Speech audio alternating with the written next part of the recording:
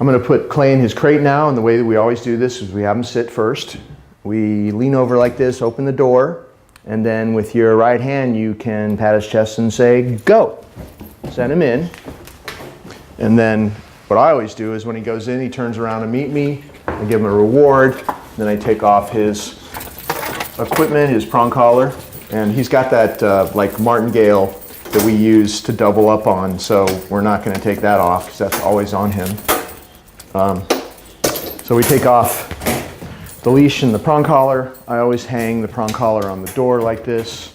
And here at my house, he's been sleeping every night, overnight in the crate. His routine throughout the day has been just in and out like 5, 6, 7 times a day. Maybe he's in for an hour, he's out for 45 minutes, maybe he's in for half an hour and he's out for an hour. It's just always different, but lots of free time, of course. But to get this routine in there, make sure he's really comfortable with it. It's been consistently this way, and we always have him sit and wait before we send him in. We always take off his stuff every time and we hang it here, his prong collar. And then we feed him inside the crate, his bowl of food. Every time he goes in, he turns around, I give him a reward, take off his prong collar. It's the same routine every time.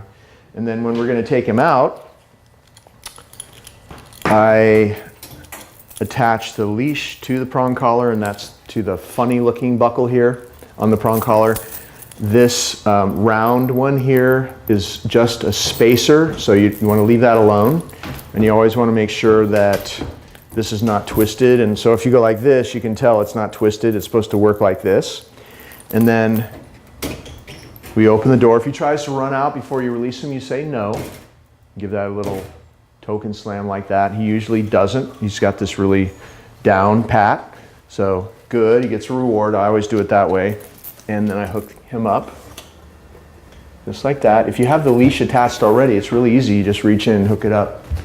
And then if we're going to go out on the street, I always make sure that he's hooked up to this little martingale that he has on as well, because sometimes that prong collar can come off on the street. Maybe you didn't see, but you didn't put it through one of the holes, or maybe one of those links has lost its integrity and it slips out. And if you have him doubled up on his other collar, then the other one takes over when the prong collar comes off by accident. You don't lose him. So I'd always double him up on that little martingale collar that he has on as well. So when you're going to take him out, see how he's going to wait? You pat your leg and say, okay, and he'll come out. And then you want to go back and you want to close his crate door. It's a lot more powerful.